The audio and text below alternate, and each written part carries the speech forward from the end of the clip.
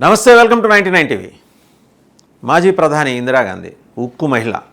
ప్రపంచం మొత్తం ఆమెని ఒక ఎస్టీమ్ లెవెల్లో చూస్తారు.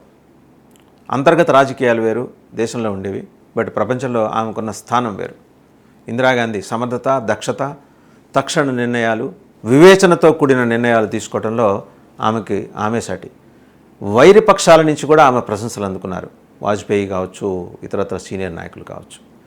సరే, రాజకీయాలు అన్న తర్వాత ఆ పదవీ కాంక్షతోటి ఆమె చేసిన కొన్ని కార్యక్రమాలు, కొన్ని అరాచకాలు వల్ల ఎమర్జెన్సీ విధించడం, తర్వాత ఆమె ఓడిపోవటం, సబ్సిక్వెంట్గా మళ్ళీ ఆమె అధికారంలోకి రావటం, ఇవన్నీ చూసాం.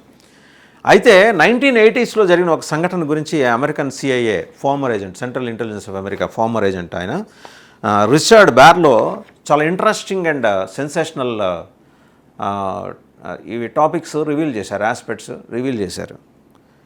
పాకిస్తాన్ అణ్వస్త్ర కాంక్షని అడ్డుకోవటం కోసం 1980sలో భారతదేశం, ఇజ్రాయెల్ కలిసి ఒక యాక్షన్ ప్లాన్ తయారు చేశాయి. రహస్య ఆపరేషన్ చేయడం కోసం ఒక యాక్షన్ ప్లాన్ తయారు చేశాయి, ఈ సీక్రెట్ ఆపరేషన్. దీన్ని క్యారీ అవుట్ చేయడానికి ఆవిడ అడ్డుపడ్డట అనేది రిచర్డ్ బార్లో ఆయన ప్రస్తావన ఒక పుస్తకం రాశారు ఈ మధ్యకాలంలో. పాకిస్తాన్లోని కహూతా అణు కేంద్రం, ఈ అటామిక్ సెంటర్, కహూతా అటామిక్ సెంటర్ని బాంబులతో ధ్వంసం చేసేద్దాం అని చెప్పేసి భారత్ అండ్ ఇజ్రాయెల్ ఒక ముందస్తు వైమానిక దాడికి ప్రణాళిక చేసేట. బట్ లాస్ట్ మినిట్లో ఎందుకో somehow she has disagreed for that అని చెప్పేసి రిచర్డ్ బార్లో ఎలిగేషన్. ఈ ప్రణాళిక అమలు జరిగి ఉంటే ప్రపంచానికి ఎన్నో సమస్యలు తప్పి ఉండేవనేది ఆయన అభిప్రాయం. ఆఫ్ కోర్స్ ఆ రోజు జరిగి ఉంటే ఈరోజు ఇన్ని విపత్తులు మనకు సంభవించి ఉండేవి కావు. ఆపరేషన్ సింధూర్ తోటి మనం ఆ టెర్రరిస్ట్ క్యాంపులను డిస్మాంటిల్ చేసేదాకా పరిస్థితి వచ్చి ఉండేది కాదు. ఎందుకంటే అప్పుడే పాకిస్తాన్ కుదేలై ఉండేది. 45లో జపాన్ హిరోషిమా నాగసాకి దాడి తర్వాత ఎలా కుదేలైందో పాకిస్తాన్ కూడా అలాగే కుదిలేయేది. వాళ్ళ మానసిక దుర్బలత్వానికి ఈరోజు కూడా పాకిస్తాన్ కోలుకొని ఉండేది కాదు. కానీ ఆ రోజు ఇందిరాగాంధీ అడ్డుకోవటం అనే ఒక చారిత్రక తప్పిదానికి పాల్పడటం వల్ల ఈరోజు ప్రపంచంలో ఇన్ని విపత్తులు సంభవిస్తున్నాయనేది ఆయన అబ్జర్వేషన్. ఇట్ మనం దీన్ని ఎలిగేషన్ అనలేము, అబ్జర్వేషన్గానే చూడాల్సి ఉంటుంది. ఎందుకంటే ఒక సమర్థుడైన మాజీ ఏజెంట్ ఆయన. పాకిస్తాన్ అణ్వస్త్ర శక్తిగా ఎదగకుండా నిరోధించడానికి మొత్తం ఒక సీక్రెట్ యాక్షన్ ప్లాన్, అంటే సైనిక ఆపరేషనే ఇది, సీక్రెట్ మిలిటరీ ఆపరేషనే. దాని గురించి అమెరికా సెంట్రల్ ఇంటెలిజెన్స్ మాజీ అధికారి అనమాట. ఎందుకంటే ఈ was part of the discussions then, లేదా ఈ was a silent observer of the discussions ఆ రోజుల్లో. ఆ ప్లాన్ అప్పటి భారత ప్రధానమంత్రి ఇందిరాగాంధీ తిరస్కరించడం మీద ఆయన అసంతృప్తి వ్యక్తం చేస్తూ ఈయన మాట్లాడింది ఏంటంటే, ఈయన కౌంటర్ ప్రొలిఫరేషన్ ఆఫీసర్గా అప్పట్లో సిఐఏలో ఉండేవాళ్ళు, ఆ విధులు నిర్వర్తించేవాళ్ళు. సో ఈయనకు తెలుసు, he has an idea that Pakistan has been in to secret atomic operations అని, పాకిస్తాన్లో రహస్యంగా అణు కార్యకలాపాలని అభివృద్ధి చేస్తోంది అనేది ఈయనకి థరో నాలెడ్జ్ ఉంది రిచర్డ్ బార్లోకి. ఆయన ఒక ఇంటర్వ్యూ ఇచ్చారు. ఇన్ఫ్యాక్ట్ అందులో మాట్లాడుతూ పాకిస్తాన్లోని కీలకమైన కహూతా యురేనియం కేంద్రాన్ని బాంబులతో ధ్వంసం చేయడం కోసం Bharat and Israel they have come to an understanding. వైమానిక దాడులతోటి దాన్ని ధ్వంసం చేసేద్దామని ఇంటెలిజెన్స్ వర్గాల నుంచి ఆయనకు సమాచారం ఉన్నట్టుగా ఆయన ధృవీకరించారు అప్పట్లో. అయితే ఈ జాయింట్ ఆపరేషన్ ప్రధాన లక్ష్యం ఏంటంటే పాకిస్తాన్ ఫర్దర్గా ఇంకా అణ్వస్త్రాలు అభివృద్ధి చేయకుండా కర్టైల్ చేయటం, నిరోధించటం. మరి ఎందుకు ఇందిరాగాంధీ డిసగ్రీ చేశారు? ముఖ్యంగా ఇజ్రాయెల్కు తీవ్ర శత్రువుగా భావించే ఇరాన్కు, ఇజ్రాయెల్కి ఇరాన్కి పాత కక్షలు ఎప్పటి నుంచో ఉన్నాయి. సో చాలా ప్రామినెంట్ ఎనిమీగా చూస్తారు ఇజ్రాయెల్ వాళ్ళు ఇరాన్ని. ఆ ఇరాన్కి పాకిస్తాన్ అణ్వస్త్ర టెక్నాలజీని అందించకుండా నిరోధించాలనేది ఇజ్రాయెల్ ఆలోచన. అందుకోసం భారత్ సహకారం కావాలి. ఎందుకంటే యుద్ధం చేయడానికి ఒక ప్లాట్ఫామ్ కావాలి.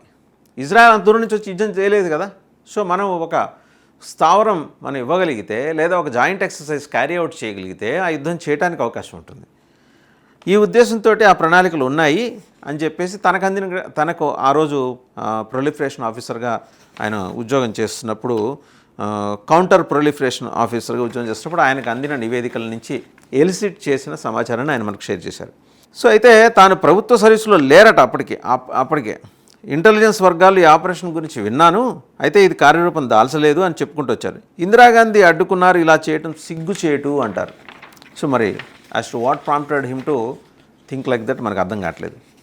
ఆ రోజు కనుక ప్రధానమంత్రి అప్పటి ప్రధానమంత్రి ఇందిరాగాంధీ ఆమోదించి ఉంటే ప్రపంచంలో ప్రస్తుతం చాలా సమస్యలు పరిష్కారం అయ్యావని, పరిష్కారంగా అసలు సమస్యలు ఉత్పన్నమయ్యేవి కాదనేది ఆయన అభిప్రాయం. అయితే అప్పటి అమెరికా అధ్యక్షుడు రొనాల్డ్ రీగన్ పరిపాలన అలాంటి దాడిని తీవ్రంగా వ్యతిరేకించి ఉండేదని కూడా. అట్ ద సేమ్ టైం ఒకవేళ ఇందిరాగాంధీ గారు ఒప్పుకున్నా కూడా అప్పటి ప్రెసిడెంట్ రొనాల్డ్ రీగన్ ఆయన డెఫినెట్గా వ్యతిరేకించి ఉండేవాళ్ళు దీన్ని అని అంటున్నారు. There is a very possibility. ఓ పక్క ఇజ్రాయెల్ ఏమో అమెరికాకి మిత్ర దేశం, మరి పాకిస్తాన్ పట్ల అమెరికాకు ఉన్న ఆపేక్ష ఏంటి? ఒకవేళ పాకిస్తాన్ మీద మనం దాడి చేస్తే ప్రపంచ పోలీస్ అనేది ఒక పొజిషన్ అండి. దాంట్లో మొన్న రొనాల్డ్ రీగన్ ఉన్నారు, నిన్న బారక్ ఒబామా ఉన్నాడు, జో బైడెన్ ఉన్నాడు, ఇవాళ ట్రంప్ ఉన్నాడు. ఒక్కొక్కళ్ళు ఒక రకంగా ఆ పొజిషన్ అయితే అదే. సో వాళ్ళ ఆలోచన విధానం అయితే, మైండ్ సెట్ అయితే అలాగే ఉంటుంది.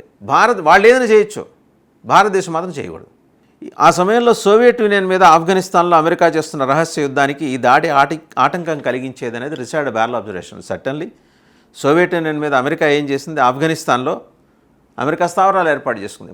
మన తాలిబాన్స్ ఏమంటున్నారు, ఇక మీదట మా భూభాగాన్ని మేము ఎవరికి ఇవ్వము, మీ యుద్ధాలకి, మీ వైరాలకి, మీ శత్రుత్వాలకి మేము సమిధలం కాబోము అని చెప్పి స్పష్టంగా తాలిబాన్ గవర్నమెంట్ చెప్పింది. ఆఫ్ఘనిస్తాన్ నేల మీద నుంచి రష్యాని కొట్టడానికి అమెరికా ప్లాన్ చేసింది, తాలిబాన్లను తయారు చేసింది. అదే తాలిబాన్లు అమెరికాను భక్షించారు. దేవుడా అంటూ దండం పెట్టి అమెరికా వాళ్ళు అక్కడ ఆ దేశం విడిచిపెట్టి వెళ్ళాల్సిన పరిస్థితి. ఆ రోజు కనుక మనం ఇది చేసి ఉంటే రిచర్డ్ బ్యార్లో, యాజ్ పర్ రిచర్డ్ బ్యార్లో ఆయన అబ్జర్వేషన్స్, కౌంటర్ ప్రొలిఫరేషన్ ఆఫీసర్గా ఆయన అప్పటికి ఆయన అక్కడ ఉద్యోగం లేరు, కానీ ఆయనకు అందిన నివేదికల్లోంచి ఆయన చెప్తున్న సమాచారం ఏంటంటే, ఉంటే డెఫినెట్గా సోవియట్ యూనియన్ మీద ఆఫ్ఘనిస్తాన్లో అమెరికా చేస్తున్న రహస్య యుద్ధానికి ఈ దాడి ఆటంకం కలిగించేది. అంటే మనం చుట్టుపక్కల భౌగోళికంగా చుట్టుపక్కల ఉన్న ఏరియాల నుంచి ఎవరు ఎలాంటి ఇంకా ప్లాన్స్, ఈ మిలిటరీ ఆపరేషన్స్ క్యారీ అవుట్ చేయడానికి అవకాశం ఉండేది కాదనేది రిచర్డ్ బ్యార్లో. ఇక ఈ అంశాన్ని పాకిస్తాన్ తనకు అనుకూలంగా వాడుకుందని కూడా రిచర్డ్ బ్యార్లో చెప్తా వచ్చారు. పాకిస్తాన్ కార్యక్రమం రూపశిల్పి ఏక్యూ ఖాన్ నేతృత్వంలో అభివృద్ధి చెందిన కహూతా కేంద్రం చివరికి పాకిస్తాన్ని 1998లో అణుపరీక్షలు నిర్వహించే అణ్వస్త్ర దేశంగా మార్చింది. సో అంతిమంగా ఏంటంటే ఆయన చెప్పేది రిచర్డ్ బ్యార్లో, ఇందిరాగాంధీ గారు has committed a grave mistake by not allowing the military operation, joint military operation. Bharat and Israel కలిసి సంయుక్తంగా చేయాలనుకున్న మిలిటరీ ఆపరేషన్ ఆ రోజు ఆ వైమానిక బాంబు దాడులను అడ్డుకోకుండా ఉంటే ఈరోజు పాకిస్తాన్ ఈ స్థాయికి ఎమర్జ్ అయి ఉండేది కాదు.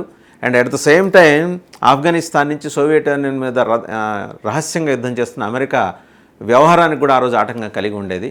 బహుశా for the same reason Ronald Reagan ఆ రోజు అడ్డుకొని ఉంటారు. ఒకవేళ జరిగి ఉంటే అడ్డుకొని ఉండేవారు, జరగలేదు కాబట్టి ఓకే. ఒకవేళ జరిగి ఉంటే ఖచ్చితంగా దాని మీద అడ్డుకోవటం అండ్ మన మీద శాంక్షన్స్ పెట్టాం. అమెరికాకు ఒకటే అలవాటు కదా, మన శాంక్షన్స్, ఇవాళ టారిఫ్స్ 500 నుంచి 600% టారిఫ్ ఇవాళ ట్రంప్ ఎలా పెట్టారో శాంక్షన్స్ పెట్టేవాళ్ళు. ఎనీహౌ ఇందిరాగాంధీ గారికి ఆ రోజున్న అడ్వైజర్స్ ఏం చెప్పారో, ఆమె ఎందుకు అలాంటి నిర్ణయం తీసుకుందో చెప్పలేం. ఎవరో ఒకళ్ళు ఆ సమయంలో ఉన్న అధికారులు, సర్వీస్లో ఉన్న అధికారులు ఇప్పుడు రిటైర్ అయ్యి ఇలా ఆత్మకథలు రాసుకుంటూ ఇంటర్వ్యూలు ఇచ్చే అధికారులు ఏమైనా బయటకు వచ్చి చెబితే కానీ అసలు విషయం బయటపడదు.